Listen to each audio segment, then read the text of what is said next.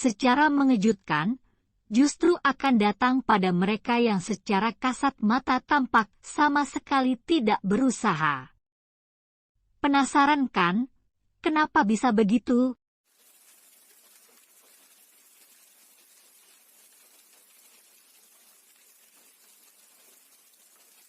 Menjadi pribadi yang berhasil dalam setiap lini hidup tentu jadi impian semua orang. Untuk menuju kesuksesan, banyak cara yang bisa dilakukan. Mulai dari kerja keras dari pagi sampai malam, mengatur keuangan sampai berkoar-koar tentang rencana yang ingin dilakukan. Tapi percayakah kamu kalau mereka yang sukses justru adalah orang-orang yang bekerja dalam diam?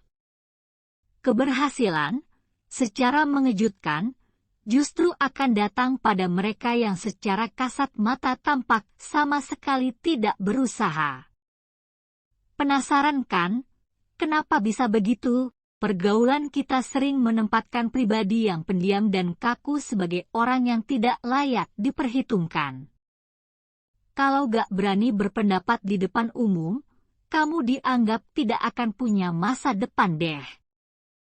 Keberanian untuk mengungkapkan pendapat memang penting, tapi di masa pencarian jati diri justru bukan menjadi vokal yang paling dibutuhkan.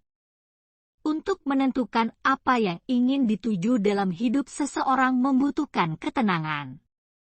Mulut yang tidak banyak bicara akan membuat otak bisa berpikir lebih jernih. Mereka yang tumbuh dengan tidak banyak bicara akan memiliki kesempatan yang lebih luas untuk mengajukan pertanyaan pada diri sendiri.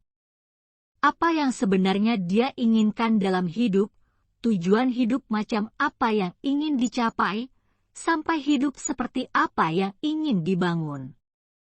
Derek Sivers, pendiri CD Baby, toko online khusus pemusik indie, membagikan rahasia suksesnya di acara TED Talk tahun 2010. Ketika kebanyakan orang percaya bahwa menceritakan impian dan cita-citanya bisa memicu motivasi, Sivers memilih untuk menutup mulutnya rapat-rapat. Sivers membuka sesi berbaginya di TED Talks dengan kalimat yang mengejutkan, menceritakan rencanamu pada orang lain justru akan memperkecil kemungkinan impian itu terwujud. Dia meminta peserta TED membayangkan impian terbesar yang ingin mereka capai, kemudian menciptakan visualisasi saat impian itu mereka beritahu pada orang lain. Sivers juga meminta peserta untuk membayangkan perasaan puas ketika mendengar orang lain memuji rencana hebat yang kamu miliki.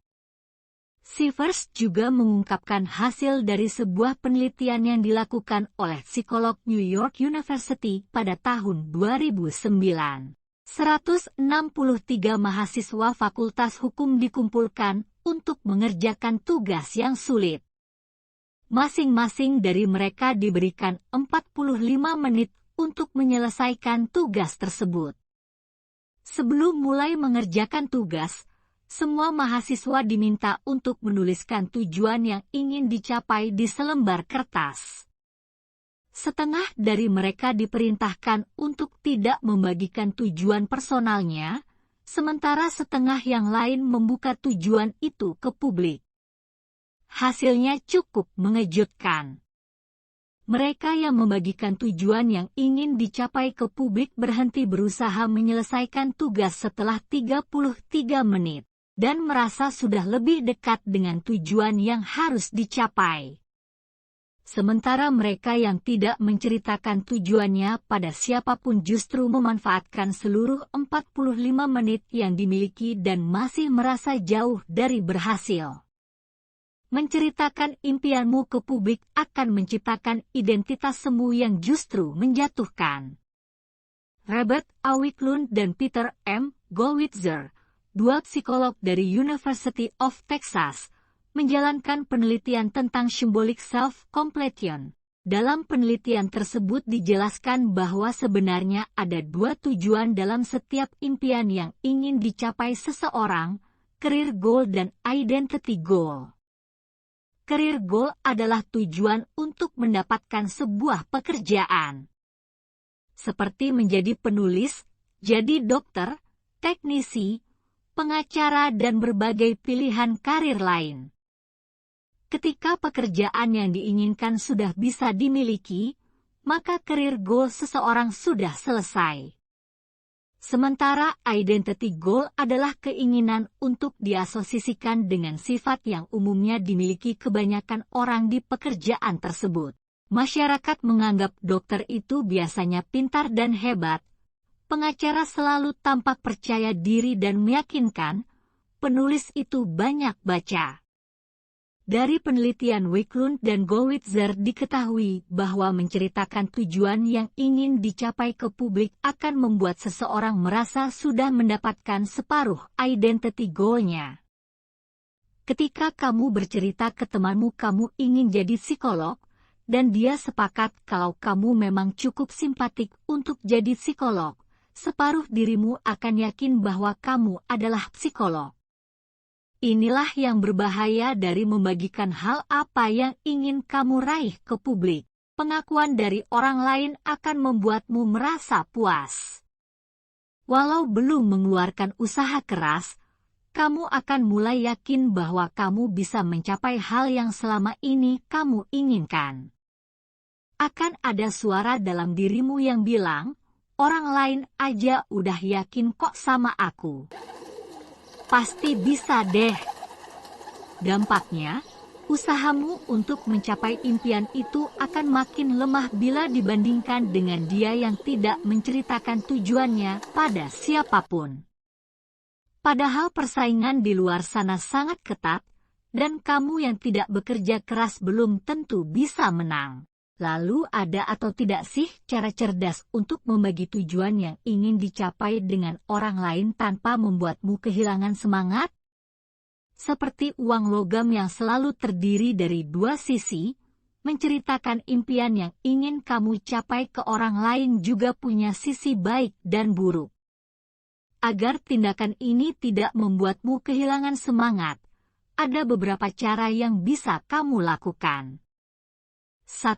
Ganti kalimat, aku ingin jadi, menjadi, tolong ingatkan aku untuk jadi.